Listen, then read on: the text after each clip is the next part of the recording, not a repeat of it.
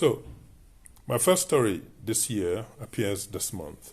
It is titled The Swagger-Stick Man of June 15, and it appears in an anthology of African and Diaspora Voices, which is edited by Nana Ekua Brew-Hammond.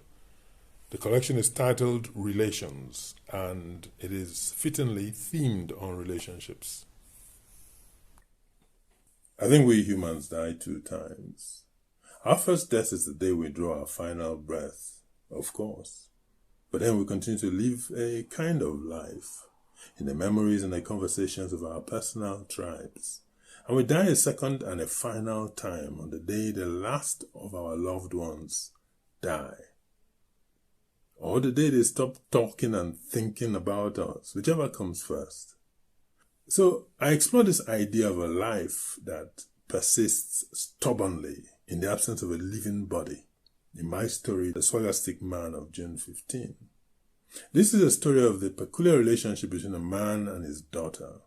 Peculiar because the man does not even know of the existence of his daughter, especially after they failed to meet in the Wednesday market of waterside town, like, well, 2 ships that pass in the night.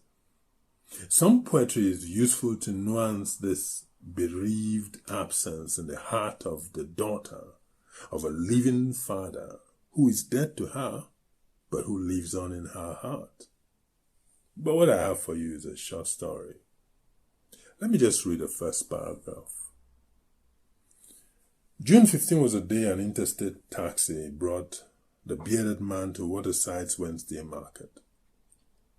He was an elderly sort, although he wore black ripped jeans that suggested he did not consider himself elderly as such. A fading prison tattoo peered from under a black collar, and he carried an ominous crocodile swagger stick, the sort reputed to have made Major General Ayesha bulletproof, at least until he died in a hail of bullets.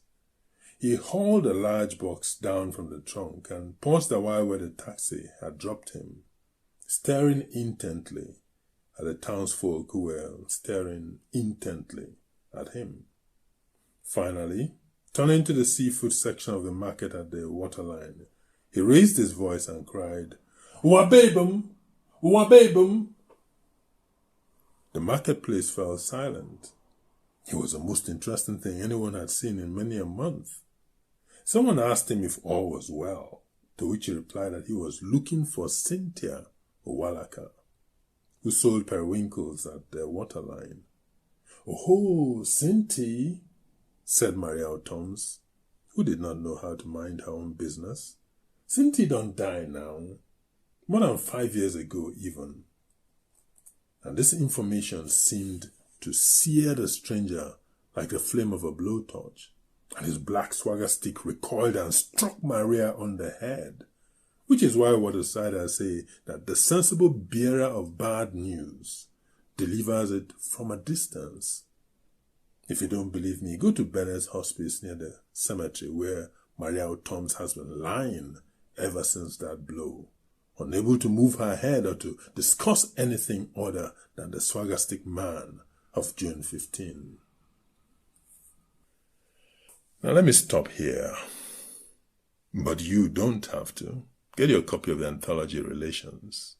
As a bonus, there are over 30 more poets and storytellers and essays to accompany you through 2023 and beyond. Have a great day.